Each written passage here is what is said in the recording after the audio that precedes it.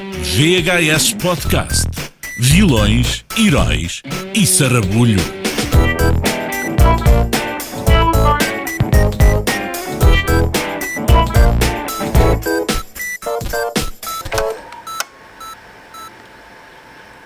Where the streets wage unholy war. Opa! Punks. Algum gore? Isto é alguma substância que anda a dar cabo da camada de ozono? Quer dizer, finalmente fizemos um Blaxploitation do Brain Dead. Ui! Bem, com CGI muito manhoso. Ozone. Pronto, já percebemos que é um filme ambientalista, não é? Já percebemos que o filme vem da tua parte, não é? Olá, Paulo. Estás fixe? Eu estou fixe. Como é que tem corrido esta semana? E vou para Peniche. Tem corrido bem, obrigado. Então e tu, Daniel? A minha tem corrido ok. Ainda bem. E nós, Folgo aqui no sabê-lo. podcast, ainda imbuídos no espírito de celebração do nosso 5º aniversário. É verdade. Que já foi no passado dia 2 de outubro, mas pronto, estamos ainda a viver, não é? A viver esta Soprar as velinhas. Exatamente. Não param de acender, pá. São aquelas velas chatas que estão sempre a acender, pá. E o que é que nós vamos fazer? Vamos fazer aquilo que se faz em todas as festas de anos, que é chorar e lamentar em como estamos velhos, não é? Que é aquilo que toda a gente faz quando se lembra, já tenho não sei quantos anos. E depois é entrar no comboio da nostalgia, e neste caso é para recuar até ao podcast número 3 da nossa imensa coletânea. Nós estávamos em 2012 e ainda a pisar terreno no que seria esta longa epopeia, quando o Paulo se lembrou de The Dead Next Door. É verdade. Um filme que, tanto quanto sei, não tem título em português. É uma fita de terror obscura, de zombies, muito, muito chunga, e cuja carreira do realizador o Paulo decidiu acompanhar porque, enfim, se não for ele, sabe-se lá porquê. Mais ninguém é, não é? É verdade também. J.R. Bookwalter era um jovem e ambicioso realizador de Ohio que tinha muita paixão pelo género e o aval de ninguém menos que Sam Raimi, mas o orçamento esse, coitadinho. Seria de esperar que, após o mini sucesso de culto de videoclube que esta curiosa peça de antiquário do final dos anos 80 tinha gerado, a carreira do Bookwalter iria desflorar, mas a coisa correu no sentido inverso e as produções seguintes entrariam por rumos ainda mais recônditos e obscuros. Tanto assim que o Sam Raimi nunca mais quis ser associado ao nome do Bookwalter, não é? Tu achas que eles estão zangados? Epá, eu acho que o Sam Raimi não quer nem saber. Pronto. Ele não perde sono com isso. Já o Bookwalter, não sei. Uma destas produções foi Ozone, que é uma produção não muito diferente de um home video feito com a handycam do vizinho em formato policial sobre drogas alucinogénias, mutações genéticas e muito má iluminação de estúdio. Vamos uma vez mais... De estúdio! Aquilo era um hospital abandonado. Candeeiros. Vamos mais uma vez quebrar a quarta parede do podcast e juntar à conversa, já daqui a nada, J.R. Bookwalter, para que, acima de tudo, o Paulo possa ir para a campa descansado e riscar esta da sua bucket list. É verdade. E não só. Porque o Bookwalter prometeu que voltaria para futuros podcasts. Sim. Mas sim. Tu obrigaste-o a lembrar-se de um filme que nem ele se lembra, provavelmente, que é este Ozone. E não, agora, ele lembra-se. Agora tens que explicar existem aquelas vedetas a quem nos ouve porque é que escolheram isto. Sim, certo. Existem aquelas vedetas. Tu perguntas, então e como é que foi na antestreia ver o filme? E não sei o quê. O quê? Epá, eu nunca vejo os meus filmes e não sei o quê. Epá, eu só vi isso uma vez e acho que nem vi no completo. Não sei. Epá, eu acho aqui neste caso o Bookwalter, eu acho que ele tem bem presente todos os seus filmes. Opa, porque ele esfolou-se. Não são muitos. Sim, está bem, mas ele esfolou-se e esfalfou-se para que qualquer um deles visse a luz do dia, percebes? Por isso eu tenho a certeza que eu acho que saiu o que do nós estamos coiro. aqui a fazer é um bocado de serviço público. Epá, o facto dele estar a conversar com pessoas que sabem que estes filmes existem e que se lembram, opá, o gajo fica contente. Nós fazemos uma pessoa eu acho feliz. que sim, ainda por cima, pá, do outro lado, do outro continente, a outra distância do oceano, opá, acho que sim.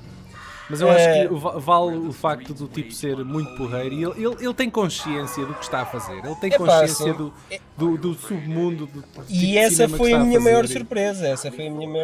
Não é? Porque eu vendo os filmes nós dele... tínhamos discutido isso antes, porque estavas convencidíssimo que ele era um iludido. Eu pensava que ele era um alucinado, pá. Não podia ser. Tu depois de veres um filme dele, eu pensei, este gajo é um Tommy Wiseau retro. O gajo do The Room, sim. Sim, opa, eu pensava que ele era um gajo assim, que vivia num mundinho só dele, muito à parte, não é? Mas não, opa, é um pai de família, já nos seus 50, já um bocado desencantado com isto, não é? E sem tempo para mergulhar nestas microproduções e já sem amigos. Se deixou disto. Sem amigos que o aturem nestas aventuras, não é? Mas pronto, mas continua de alguma forma ainda a reviver todos estes filmes que ele fez na sua juventude, no passado, fazendo edições especiais 4K, não é? Blu-ray. Tem um carinho especial filmes. Por isto, sim. Exatamente. Apesar de tudo, ele tem um carinho especial por isto e quem o acompanha no Facebook, como é o meu caso, eu não sei se tu também o segues no Facebook. Não, basta-me ver os filmes dele. Pronto, ele é alimentado por meia dúzia de fãs. Eu nem sei como é que tu também não vais lá dar-lhe um bocadinho do teu carinho.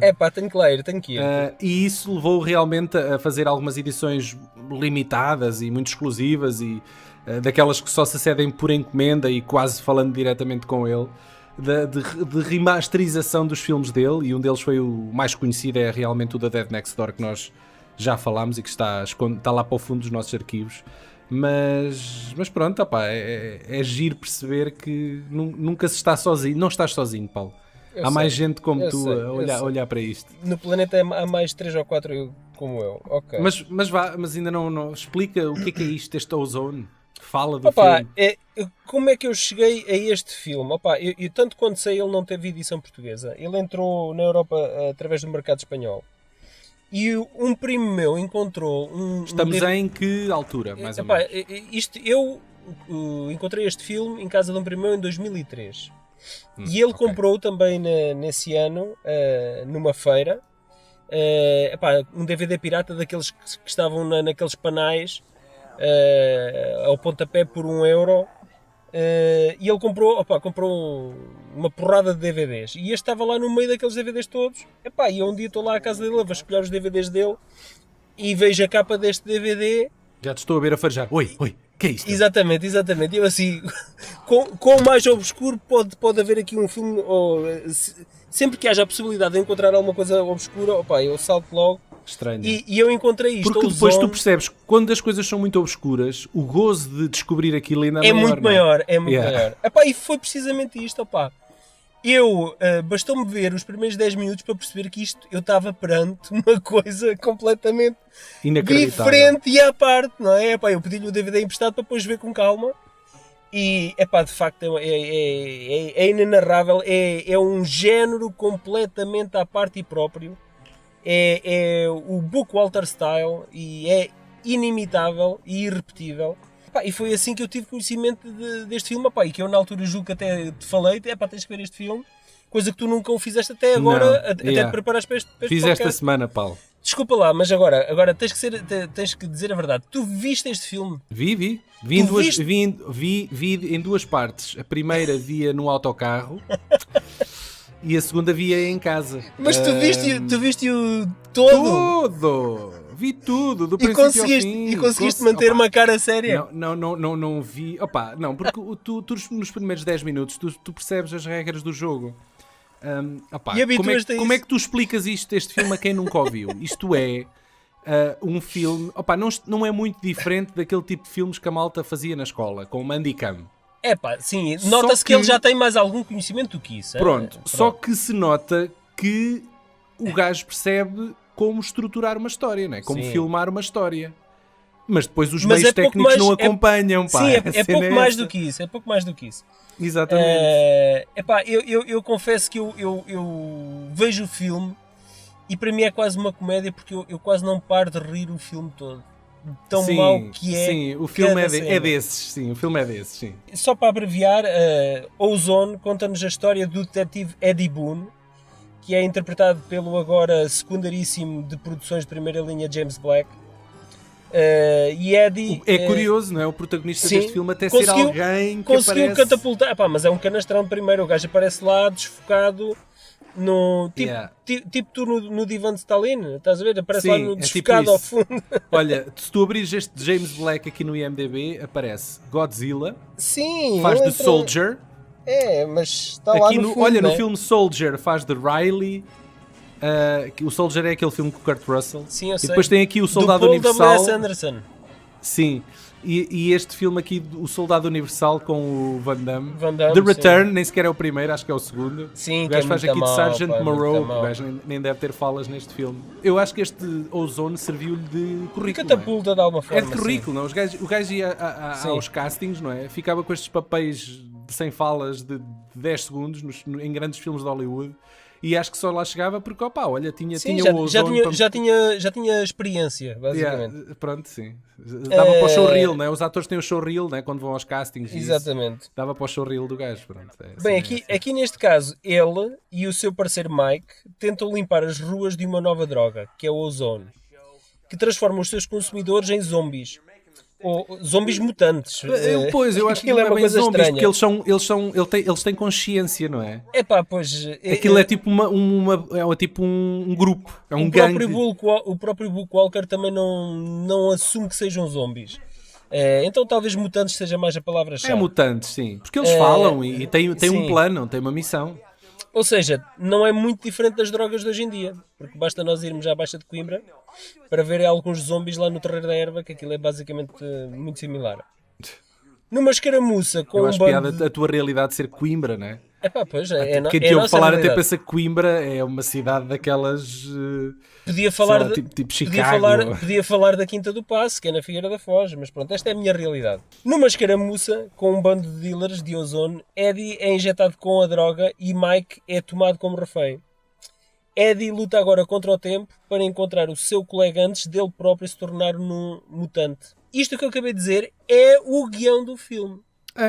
Porque isso. O argumento não existe. Isto é uma sinopse. O resto é a investigação policial do gajo e... Sim, é ele a percorrer corredores a passear-se, porque não é barracões, aquilo parecem escritórios abandonados. Era um hospital abandonado. Era um hospital, Sim, ele sim. explica isso melhor na entrevista mais à frente, mas se resumindo, há alguma coisa aqui que eu acho que está um bocadinho superior a tudo o resto, em termos técnicos, são os efeitos especiais. são os efeitos especiais. Os gajos até verdade. se deram ao luxo de, no final, ter um vilão de corpo inteiro, sentado, Sim. não se levanta, que aquilo Já lá parece chegamos, aqueles monstros mas do ouve, Bad Taste. eu quero falar nessa cena, sim, é verdade. Todos os atores são péssimos. A realização, a música e todo o trabalho técnico é bastante amador. Mas a intenção é boa. Mas de boas intenções está o inferno Sim, cheio, não é? porque nós quase nenhuma cena corre bem. Mas nós percebemos a intenção. Porque aquilo filmado por um diretor de fotografia num grande estúdio, há cenas ali que eu percebo que se fossem abordadas de uma maneira de outra diferente, forma, não é? Sabes, às vezes quando até tu correu encontras, quando, por exemplo, há uma grande produção de Hollywood, não é? E de repente há meia dúzia de macacos, alguns no mundo, que descobrem, que sabem que aquela história foi um rip-off, foi uma cópia de uma produção obscura qualquer, jugoslava, não é? Estás a ver esse fenómeno? Sim. Este filme, se fosse se um argumentista desinspirado qualquer de Hollywood visse isto, ele podia fazer à Tony Carreira, estás a ver? Mas em bom. Sim. Ele pegava nisto e fazia disto um grande filme e podia ser um grande filme, porque a estrutura, a narrativa está toda lá. Mas o problema é que também já não é original este tipo de abordagens. Esta tomada já não é original também. Pois, sim, Aqui, é verdade. Mas pronto. Como já falámos, os efeitos especiais, tem um pouco de especial, mas digamos que é o que real, é o que sobressai em todo o filme. Digamos que as transformações não estão propriamente ao nível do American Werewolf in London. Aquilo é um warp. Nem do Bad Taste. Mas... É tipo um warp feito a computador, não é? Sim. É um warp. Sim, mas pronto. Há que dar aqui alguns pontos à malta pelo esforço. A destacar então algumas cenas. Todos os diálogos são terríveis. E ouvem-se mal. A só sonoplastia ambiente. daquilo é muito má. A maior parte é só ambiente. Mas ainda assim, eu gostava de destacar aqui a cena do cameo do Bookwalter, Sim, o gajo morre respetado, não é?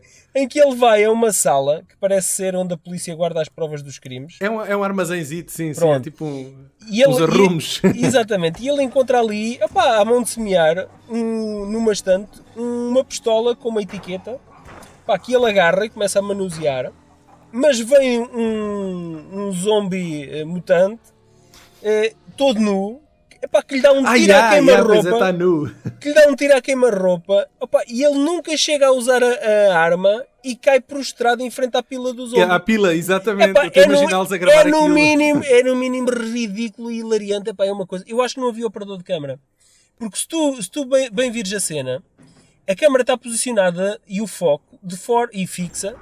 De forma, eu acho que ele preparou a cena e posicionou o gajo porque o gajo não se mexe e eram só eles os dois a gravar a cena. O zombie disse, eu até faço a cena nu, mas quero um mínimo de pessoas na sala para ficar o mais confortável possível. Tipo Brown Bunny.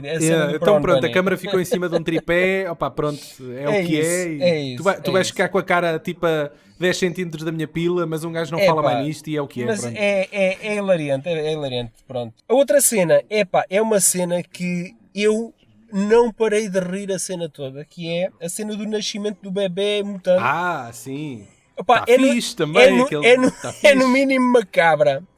O boneco do feto sai pelo ânus da gaja e mal cai ao chão começa a chamar... Começa a chamar papá ao gajo, papá, Isto só demonstra a veia cómica que o Bookwalter também tem, não é? Sim. E a inspiração do Raimi também se sobressai aqui, porque os filmes do Raimi, os Evil Dead, eram também assim muito sangrentos e com um toque de comédia. E eu acho que há ali um tom de homenagem muito distante ao Raimi. E agora vou ser spoiler na cena que estavas a fazer do Big Boss final. Sim, há ali uma criatura final. Não, mas isto não é spoiler, as pessoas têm que ver para acreditar. Sim. Que ele está numa poltrona tipo... A nossa descrição não faz jus à cena, não é? Pois não, ele está numa poltrona que parece uma mistura de um demónio com o Jabba the Hutt, mas todo nu. Num fato aquilo é um fato muito amauzinho. E ele faz... Aquilo nota-se que aquilo é um couro, é um tecido que é couro mal cozido. Está ali algum trabalho envolvido naquela criação. E há que realçar que está um bocadinho melhor que alguns dos ETs do Bad Taste. Exato, aquilo lembra o Bad Taste. Sim. Lembra muito. Sim, mas repara, os do Bad Taste eram pessoas que tinham que andar ali a mover-se de um lado para o outro, não é? Sim, de t-shirt branca e jeans. Pronto, este está nu, simplesmente. É como o Jabba the Hutt, quietinho. Exatamente. E ele faz depois no fim o gajo abre-lhe a barriga. Não, é ele próprio, o líder, o Bad Boss, que faz uma demonstração de todo o seu poder com uma faca e executa uma espécie de seppuku, abrindo a sua própria barriga, a dizer, estás a ver? Harakiri. Ou seppuku. Harakiri ou seppuku. Abrindo a sua própria barriga. Que é a desculpa perfeita para Eddie, que tinha uma bomba na mão, para lhe enterrar o engenho nas entranhas, não é? E fugir dali para fora. E rebenta no meio do CGI mais manhoso, desde que os irmãos Lumière filaram o primeiro fotograma em 1895. São camadas de explosões sacadas da net sobrepostas umas às outras. Eu acho que aquilo foi feito com um isqueiro à frente da lente. Mas pronto, tens que perceber que estávamos em 95, não é? Que o filme é de 95. Sim. E não é só isso, estamos a falar de um filme que foi financiado pelo próprio bolso do J.R. Bookwalter, que custou cerca de $3.500 e com a ajuda de muitos amigos que trabalharam a custo zero na sua terra natal, que é Akron, no estado do Ohio, assim como todos os seus filmes, são todos rodados lá, né, com a ajuda dos amigos. Ele parece que finalmente então ganhou juízo e ele está um bocadinho. Ele tem a sua própria distribuidora hoje em dia de filmes alternativos independentes e já não tem tempo para se meter nestas aventuras de andar por aí a fazer filmes, para depois também serem gozados por gajos do outro lado do globo que não têm mais nada para fazer na vida, não é? Se calhar está na hora de passarmos então vamos à entrevista. Depois nós voltamos aqui só para dizer um adeus e mandar um chicoração. Exatamente. Pronto, isto promete. Vamos a isso. Até já, pessoal.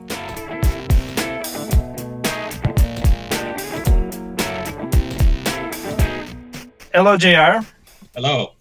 I bet you are surprised to get a call across the Atlantic from two guys in Portugal. I am actually, yes. And I'm curious how that came about. Well, it's a funny story because the first film I saw from you was Ozone. Okay. And I went to a cousin of mine's house, and he had bought several DVDs for $1 in a flea market. And Ozone was on the lot. That's a good deal. Yeah. I'm a big sci-fi fan, and when I saw the cover and the title, I thought to myself, this is my cup of tea. So I borrowed it. Unsurprisingly, not being a big budget or a sci-fi film, it was quite decent, and I enjoyed it very much. After that, I discovered more of your films. Then I went back in time and I saw The Dead Next Door and Robot Ninja. So Ozone is the main reason why we are making this interview. On DVD, because most people discovered it on VHS, when it was originally released. So it's interesting that you found it on. That's a much better presentation on DVD. Yeah, because I discovered it in 2003. I think it wasn't. It was a more recent discovery. VHS was long gone. Yeah. In 1995, it's not a sci-fi film about the ozone layer disappearing. Ozone is. No, it's not. In fact, it's the name of a new drug on the streets. Right. Yes. Yeah, that turns its users into super zombies. We called them more mutants, I guess. So mutants, okay. Zombies, I guess, but mutants as well. Okay.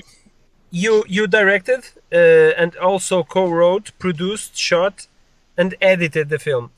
Is it hard being involved in a film on so many levels? Well, on that film it wasn't, because it was really. I mean, here's the thing about that's odd. It's when you say I co-wrote it, actually what I did was do the rewrites on it. The script had been brought to me by a mutual friend named Doug Snoffer. He was friends with the guy Dave Wagner, those two had actually worked on Dead Next Door very early on, and they were one of the first people to bail out. And I had never heard from them again until out of the blue they brought me the script for Ozone. And I read the script on the way I was going to, I think, a Fangoria convention in California. We were driving out west or something, and I read the script in the car when I wasn't driving. And it was one of the few scripts where I actually saw the whole thing. Like, as I was reading it, I could visualize the whole thing. And Dave actually wanted to make it and direct it, and he had actually shot like the first 5 minutes or something like that on VHS. And I went back from that convention and convinced him to let me make the movie.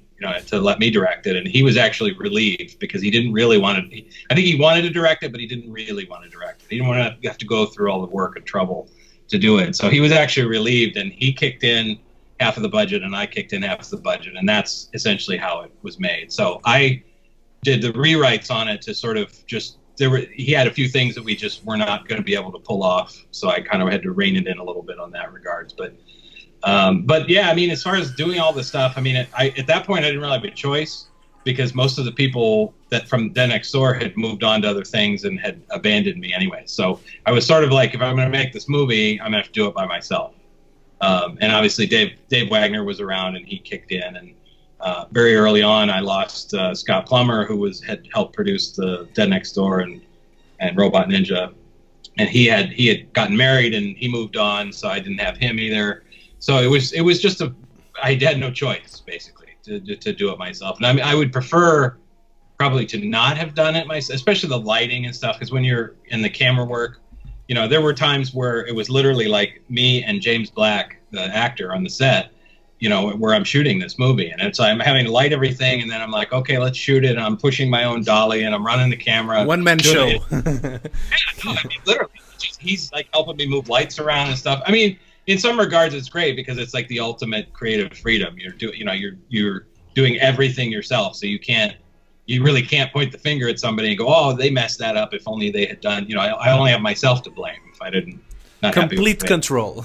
Yeah. Talk about auteur. Those Hollywood people that say they're auteur filmmakers don't know what they're talking about. Yeah, until you experience doing a film with your own money. Yeah, well, your own money and your own time and everything else. Yeah, I mean, it was. Yeah. It was.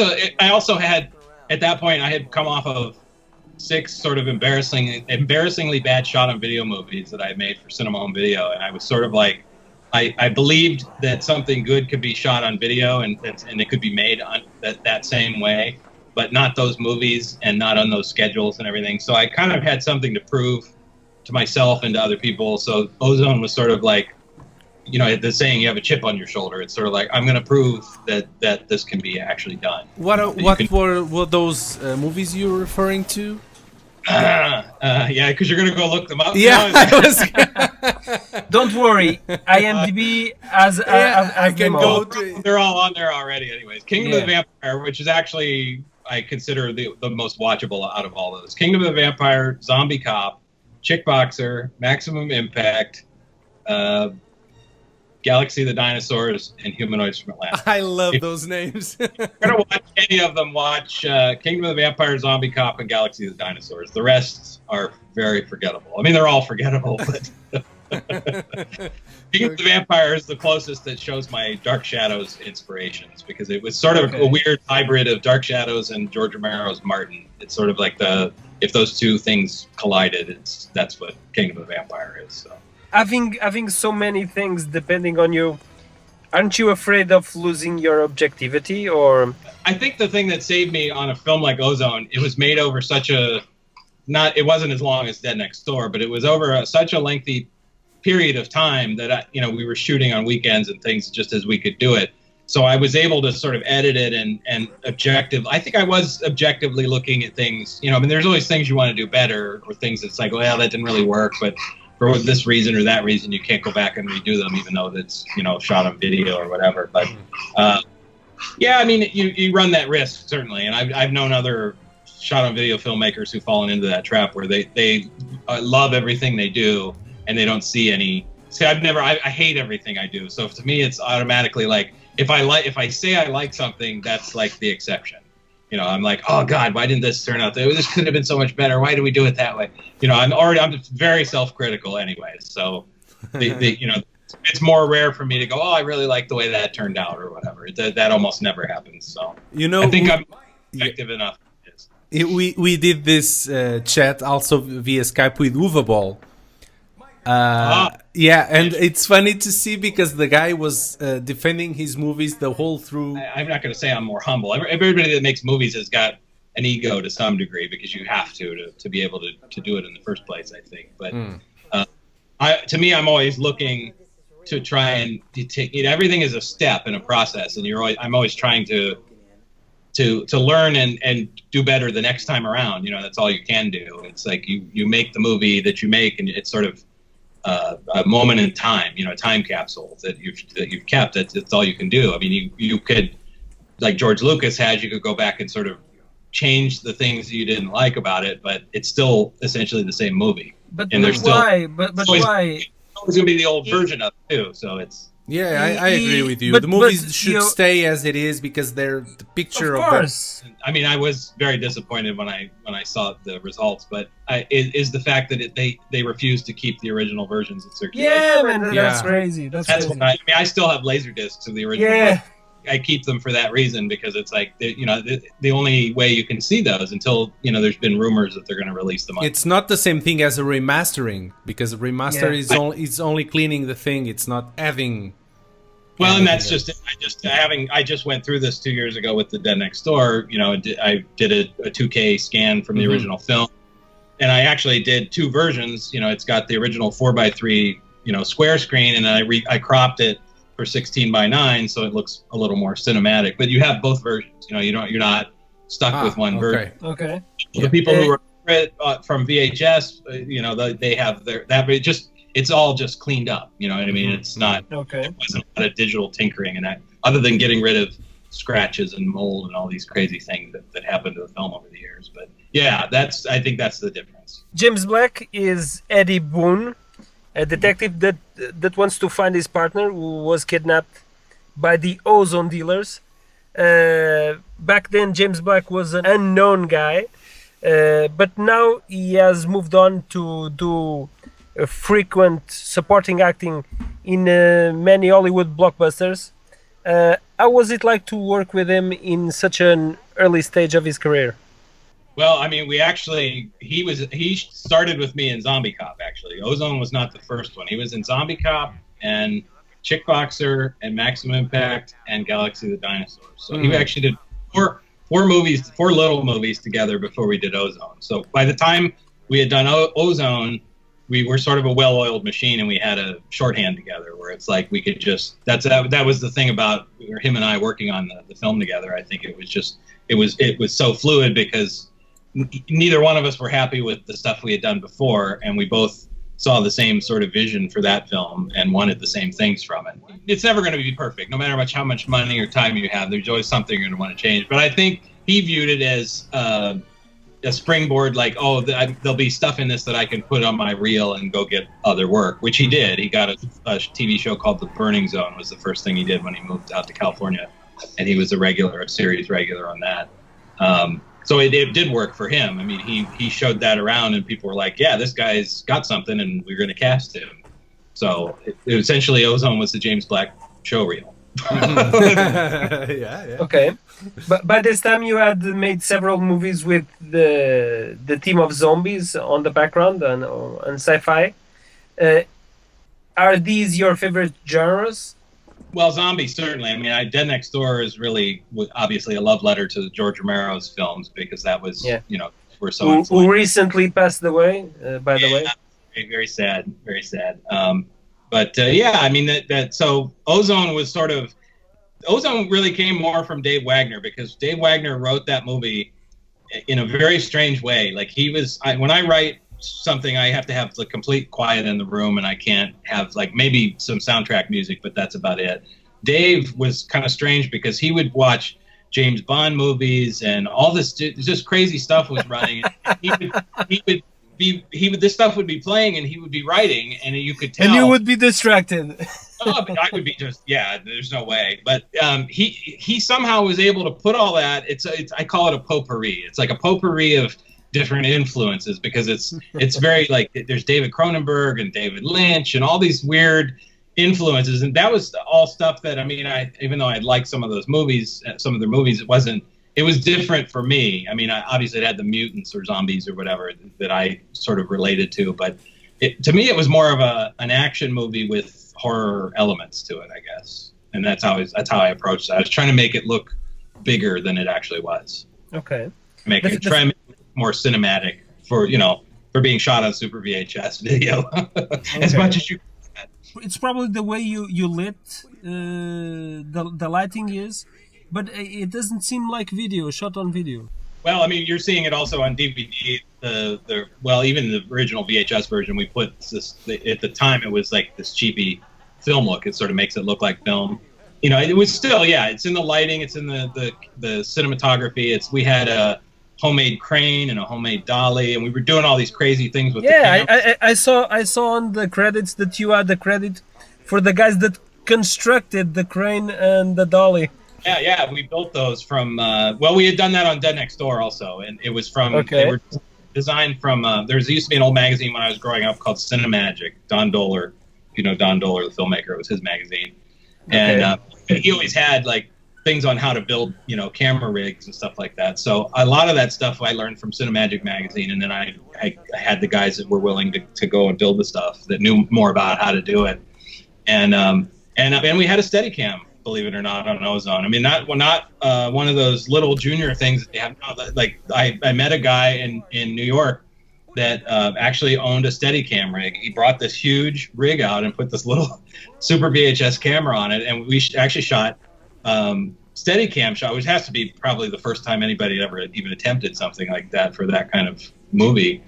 But a lot of that stuff, like where they're going into the drug lord's den and all that kind of stuff, that was all Steadicam. So we had Steadicams, dollies. There was a camera rig I think towards the end of the movie, after the drug lord's den explodes, there's a shot where it kind of comes up and over Eddie Boone, and that was actually, I stole that idea from Necromantic.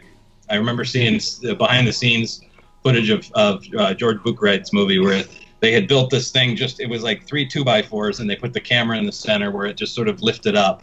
And I thought, oh, that's a great idea. We're going to put that shot in Ozone because it's the perfect, you could put anything in that movie almost, and it would sort of have worked in some weird way. I don't know. So yeah, we call it everything but the kitchen sink. We were just trying to put everything we could possibly think of in that movie. The film was mainly shot at night in the interiors.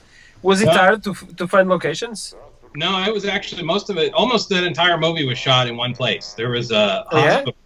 Yeah, an old hospital called Edwin Shaw Hospital. And we had shot some of Dead Next Door there, and we somehow convinced them. There was a huge building that was abandoned. Basically, I mean, they had the electricity was still on and everything, but they didn't use it.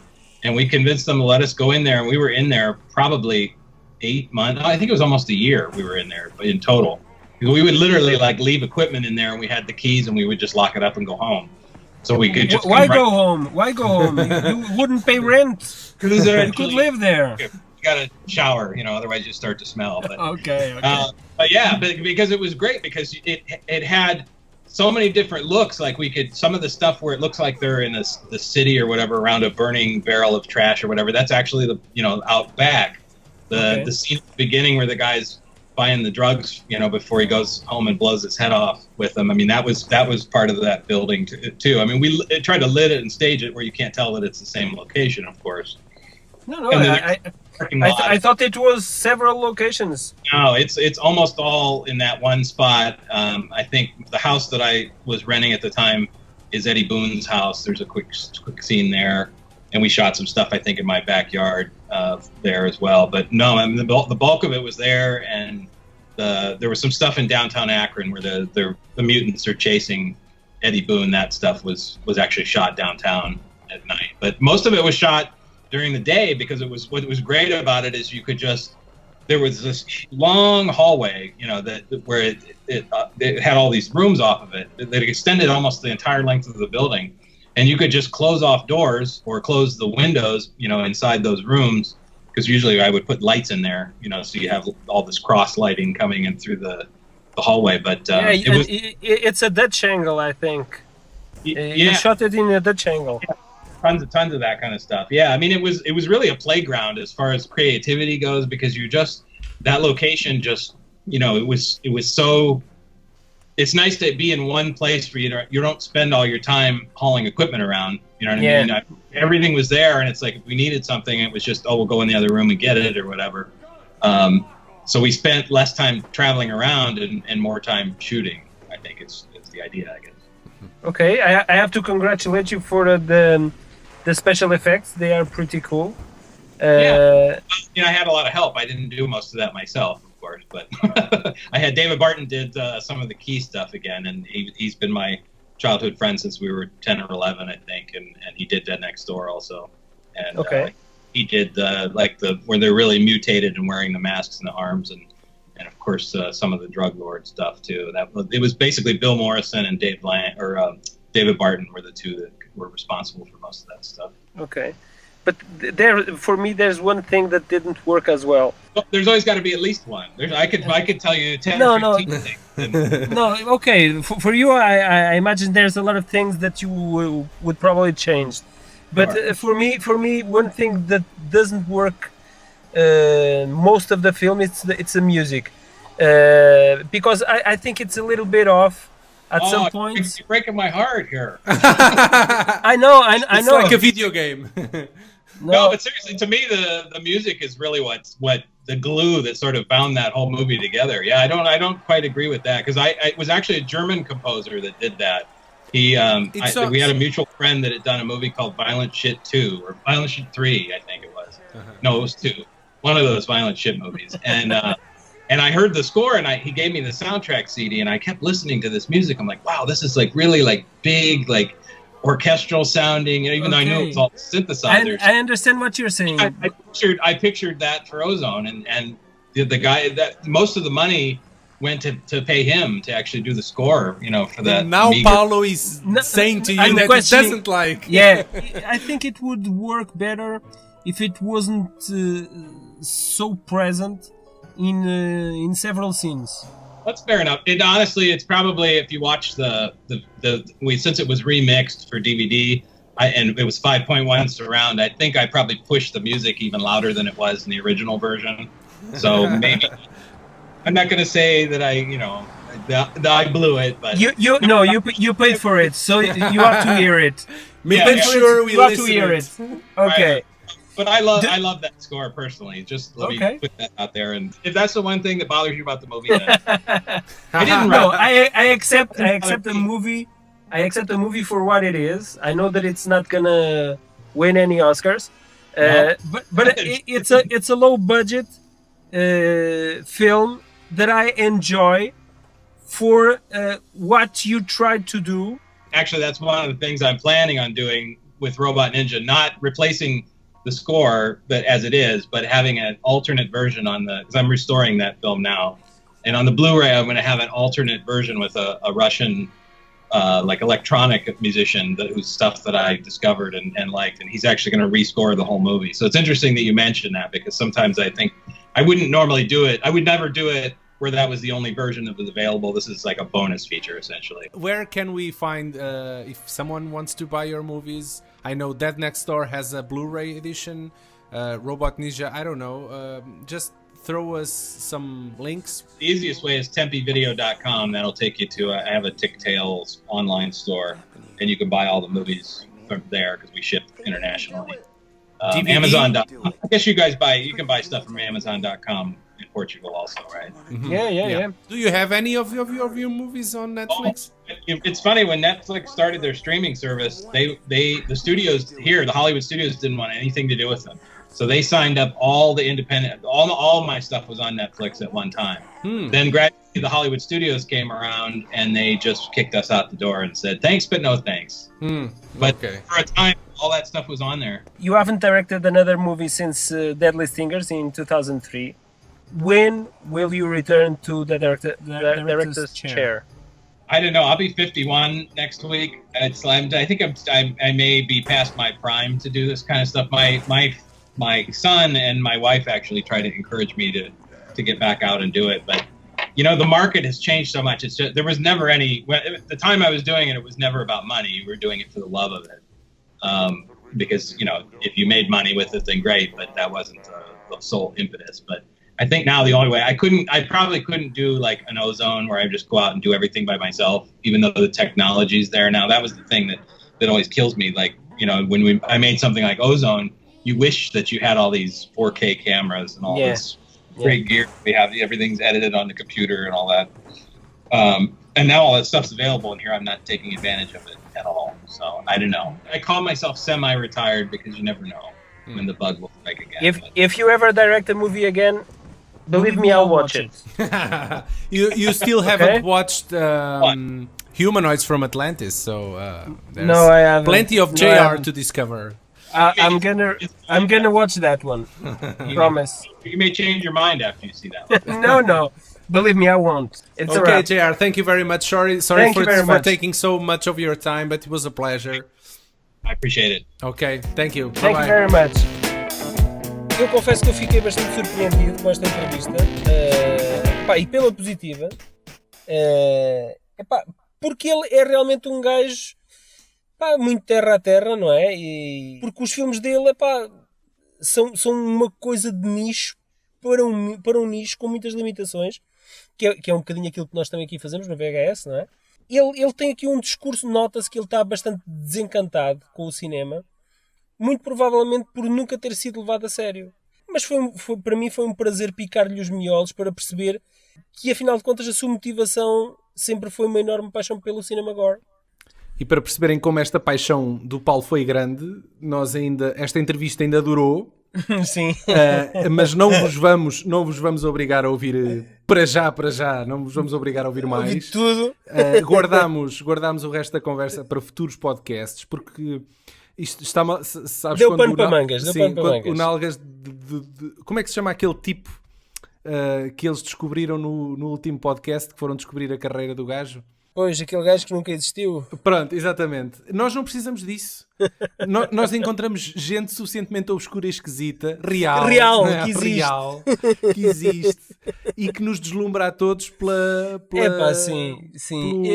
bizarro, acima de tudo, pelo bizarro. E este JR é um deles, pá, é um deles. É um achado, sim, sem dúvida.